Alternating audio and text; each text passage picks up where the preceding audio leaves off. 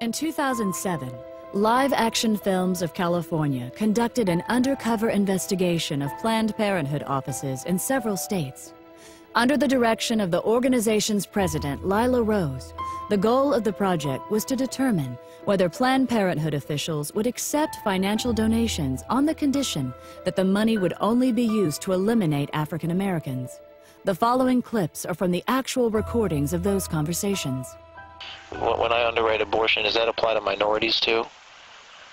If you specifically want it to underwrite an abortion for a minority person, you can target it that way. You can specify that that's how you want it spent. Okay, yeah, because there's definitely way too many black people in Ohio, so I'm just trying to do my part. Okay, whatever. Well, blacks especially need abortions too, so that's what I'm trying to do. Well, for whatever reason, we'll accept the money. So the abortion could be, you know, I could give money specifically for a black baby. That'd be the purpose. Yeah, absolutely. If you wanted to designate that you wanted your gift to be used to help an African American woman in need, then we would certainly make sure that that gift was earmarked specifically for that purpose. Great, because I really face trouble with affirmative action, and I don't want my kids being disadvantaged, you know, against black kids. I just had a baby. I want to put it in his name, you know. You know, so that's definitely possible. Oh, always, always. So would it be possible for me to donate that money specifically for these minority groups so that they could have access to abortions? Yes, it would be. Wonderful. And could I specify that abortion be done, or those abortions be done for a particular minority group, or how does that work? If you wish, you can. Okay. So for example, the black community in Tulsa, because I have connections with that, would it be possible to give the money specifically for that? You sure can. Wonderful. Great. So can I give you my credit card number? Yes. Wonderful. Just one more thing. The abortions will be done specifically for the black community abortions. I will mark it in such a way that definitely it will. Oh, great. On a black baby. Yes. Thank you. Great. The exact amount we charge right now is $450 for an abortion. Okay, $450. And we can definitely designate it for an African American. Wonderful. Yeah. Okay, and if I want to make to fund, because you know this is a if I wanted to help fund multiple abortions, could you also specify that this could be done for a specific group? Well, I'm really excited, you know, because I really face trouble with affirmative action. I don't want my kids to be disadvantaged, you know, against blacks in college, and the less blacks out there, the better. So.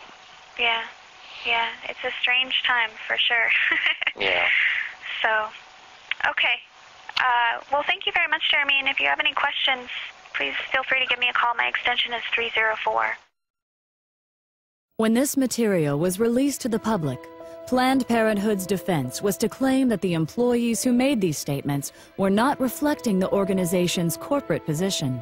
But in 1986, Planned Parenthood's national president, Faye Wattleton, made the following statement during an interview on CNN. As a matter of fact, Mr. Dornan, if I may finish, we have received contributions from people who want to support us because they want all welfare mothers and all black women to stop having children.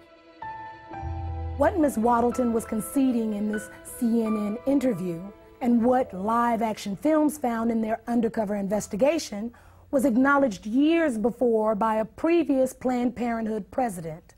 During a speech in Philadelphia in January 1966, Planned Parenthood President Alan Guttmacher stated that some of his colleagues appeared to have racial motives for their involvement with the organization. Not surprisingly, one of Guttmacher's acquaintances later warned him that in the future he should not be making comments like that in public.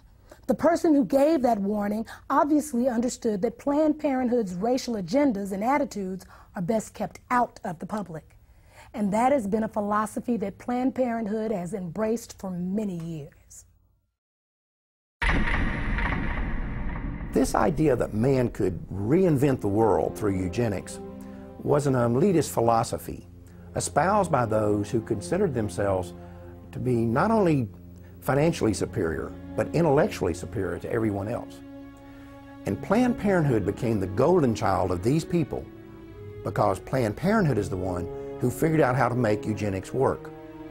They figured out that the key to racial genocide is not in killing people, but in convincing the target group to commit mass suicide. This is what birth control, and especially abortion, are all about. And the reason Planned Parenthood has been so successful is because, unlike other eugenics organizations, they have always been able to keep their agenda hidden from the public. In fact, sometimes they are even able to hide it from their own people. I will assure you that there are Planned Parenthood employees and volunteers all over this country who have no idea what they're actually involved in. Then there are other people who will look you right in the face and tell you that racism was not the driving force behind the American eugenics movement. And I think you'd have to be a complete idiot to believe that. The truth is that if blacks had never been stolen out of Africa and brought here in chains, there would never have been a eugenics movement in the first place. There would never have been forced sterilizations. There would never have been a birth control revolution.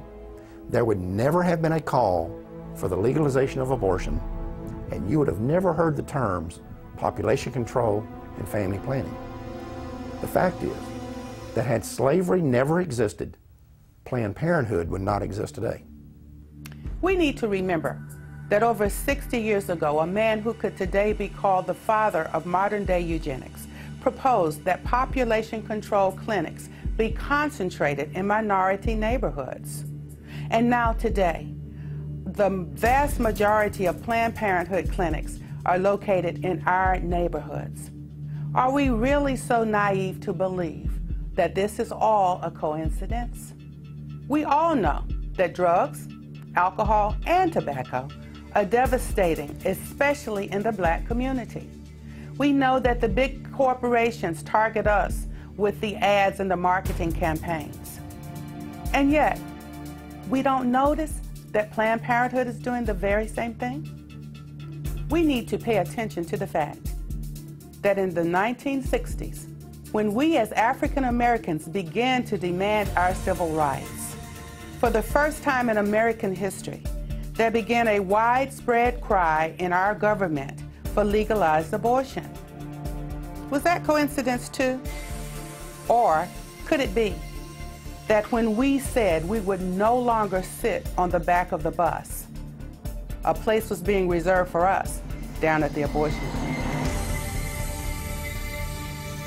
For most people, it may be hard to conceive that the ethnic cleansing going on today through legal abortion began with the fear of freed slaves. But as you have seen, that is exactly what happened.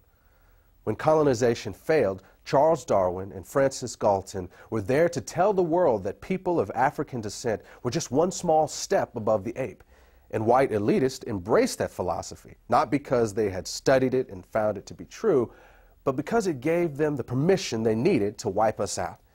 And that launched a chain of events that quickly took on a life of its own. Every time one eugenics strategy failed, another was invented to take its place. It was a pattern that would be continued from one generation to the next until they finally discovered the strategy that worked.